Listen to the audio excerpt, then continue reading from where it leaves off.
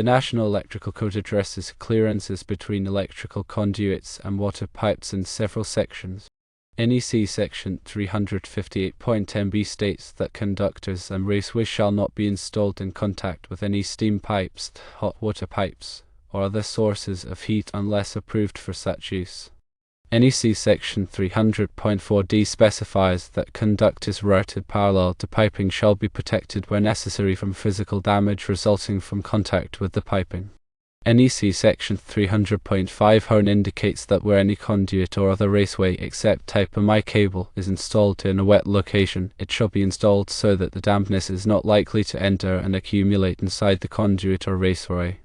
Where the location is dry, raceways may be installed without regard to moisture condensation. NEC Section 373.7a explains that electrical equipment shall not be installed in a hazardous classified location that contains or is likely to contain flammable gases or vapors in quantities sufficient to ignite or produce explosive or hazardous atmospheres unless so specified by a code, regulation, or standard that is specific to the equipment or installation. Besides these sections, there are some additional considerations to remember. Local codes and regulations may have specific requirements for clearances between electrical conduits and water pipes. It is recommended to maintain a minimum clearance of 6 inches between electrical conduits and water pipes. Conduits should be securely supported to prevent contact with water pipes. Conduits should be sealed around water pipes to prevent moisture from entering the conduit. When installing electrical conduits near water pipes, careful adherence to the National Electrical Code and local regulations is extremely important. Ensuring proper clearance and protection helps prevent electrical hazards, equipment damage, and potential safety risks. Section 358.10b primarily addresses the issue of heat transfer. Installing conduits or raceways in direct contact with steam pipes, hot water pipes, or other heat sources can cause the conductors within the conduit to overheat. This overheating can degrade the insulation of the conductors, potentially leading to short circuits, ground faults, and fires. Approved conduits and raceways are designed to withstand high temperatures or are insulated in such a way that they can be used in proximity to heat sources. Ensure that any conduit installed near heat sources is specifically listed and approved for such an application. Section 300.4d focuses on physical protection. When running conduits parallel to water pipes, there is a risk of physical damage due to contact, vibration, or abrasion. Water pipes can sometimes shift or move slightly, and without proper protection, this movement can damage the conduit or the conductors within. Protection methods can include installing barriers or sleeves between the conduit and the water pipe, using a thicker-walled conduit, or maintaining a physical separation to prevent contact. The type of protection needed will depend on the specific installation conditions and the potential for physical damage. Section 300.5 addresses moisture and condensation.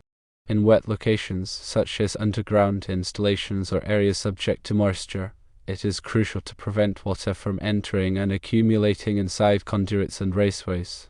Accumulated moisture can cause corrosion of the conductors and the conduit itself, leading to electrical failures.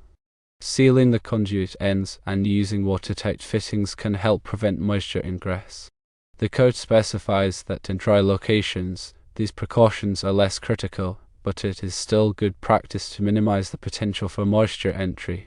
Section 373.7a deals with hazardous locations. Hazardous locations are areas where flammable gases, vapors, or dusts are present, creating a risk of explosion or fire. The electrical equipment installed in these locations must be specifically designed and approved for use in such environments. This section emphasizes that standard electrical equipment should not be installed in hazardous locations unless it is specifically listed for that purpose. The NEC provides detailed classifications for hazardous locations, and each classification has specific requirements for the type of equipment that can be used. The additional considerations highlight the importance of local codes and regulations. Local jurisdictions may have more stringent requirements than the National Electrical Code, and it is essential to comply with these local rules.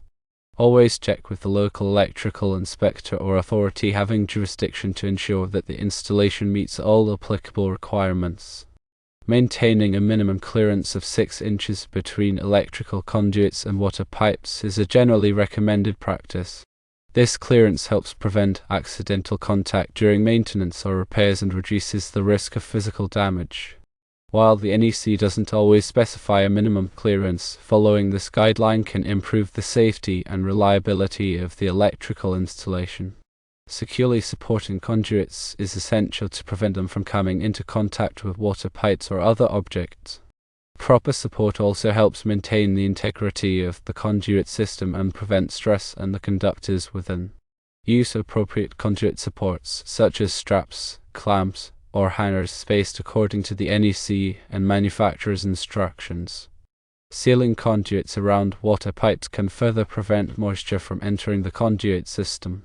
Use a suitable sealant or caulk to seal any gaps or openings where the conduit passes near water pipes. This helps protect the conductors from corrosion and reduces the risk of electrical failures. When working with electrical installations, always follow safe work practices. This includes energizing circuits before working on them, using appropriate personal protective equipment, and following all applicable codes and regulations. If you are not qualified to perform electrical work, hire a licensed electrician to ensure that the installation is done safely and correctly. Remember that the National Electrical Code is a comprehensive set of standards that is updated regularly. Staying current with the latest edition of the NEC and any applicable local codes is crucial for ensuring safe and compliant electrical installations. Consulting with electrical inspectors, engineers, and other qualified professionals can provide valuable guidance and help ensure that the installation meets all requirements. By adhering to these guidelines and best practices, you can create electrical installations that are safe, reliable, and compliant with all applicable codes and regulations. It's important to understand the rationale behind each of these requirements. Firstly, preventing direct contact between electrical conduits and water pipes minimizes the risk of galvanic corrosion. When dissimilar metals are in contact in the presence of an electrolyte such as water, a galvanic cell can form, leading to corrosion of one of the metals. Maintaining a physical separation reduces this risk. Secondly, ensuring adequate clearance facilitates maintenance and repairs. Electricians and plumbers often need to access or work on these systems, and sufficient clearance allows them to do so safely and efficiently without interfering with each other's work. Thirdly, proper support and sealing contribute to the overall longevity and reliability of the electrical system. Preventing movement and moisture ingress helps protect the conductors and equipment from damage and degradation. Fourthly, understanding the requirements for hazardous locations is crucial for preventing explosions and fires. Installing inappropriate electrical equipment in hazardous locations can have catastrophic consequences. Always ensure that the equipment is properly listed and rated for the specific hazardous environment.